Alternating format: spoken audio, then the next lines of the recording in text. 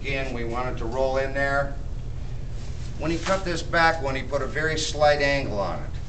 You don't want to make it too steep because you could sand down and have a void there. But a very slight angle, that just helps facilitate it going in. I use a pencil. Let me see. You can see he took off the end of it and then back cut it just a little more. All right, again, just to facilitate it going in. See that? And of course, just like using a razor blade, when I put it in there and scrub it up in a way, it's just like you should use a razor blade for any of your miter cuts, for your borders or anything else. You use a pencil, I mean, a pencil's 16th inch wide sometimes, so you use a razor blade. What we are doing now is just dry fitting. I'm just tapping it over there to get a chance to go in. I'm not going to pound it all the way in because I probably wouldn't get it out. But I want to make sure that indeed it is going to fit.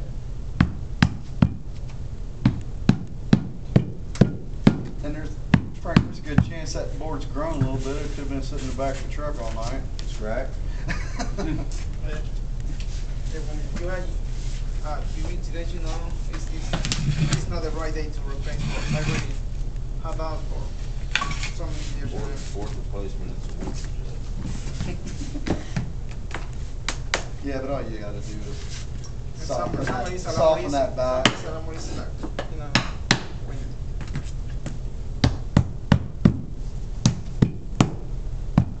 And you really need to I make sure. determined that that's going to go in, so my dry fitting part of it's done. Again, be careful on taking that out. Because if it has a little bit, oh man, I can pound that in.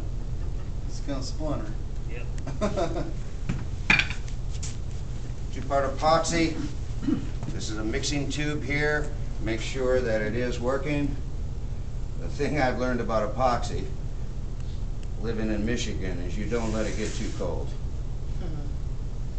You can actually take that epoxy and put it in a cup of hot water and loosen it up. It also comes in a repair kit form that if you have a void and you want to drill in between the boards and fill underneath there, you can do that too. But I found out, as Frank did, that in the winter it's extremely hard. And I listened to somebody and said, well, why don't we try putting it in a microwave? It worked well until all of a sudden that tube blew up. New microwave. What? Somebody got a new microwave, didn't they? No, they didn't. It just kind of oozed out and they weren't home. Good job. And another suggestion in a situation like that is you carry your competitors' business cards. Yeah. And all of a sudden you work for them.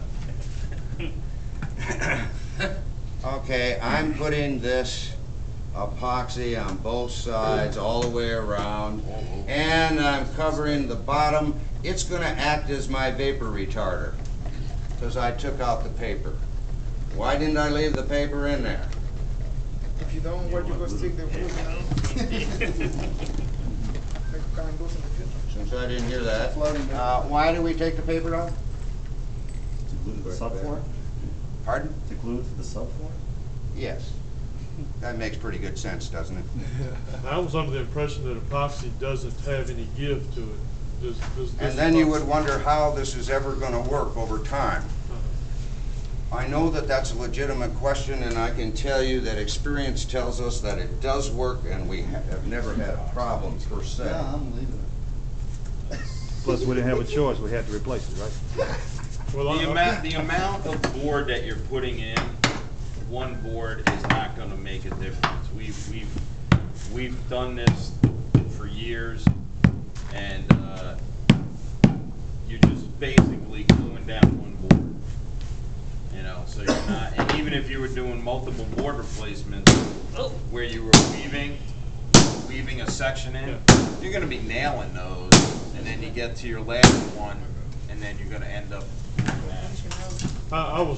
I guess I was just taught, or maybe I just assumed that you need to put something like one of those pliable adhesives to the subfloor, but epoxy the sides so it moves with the rest of the floor system.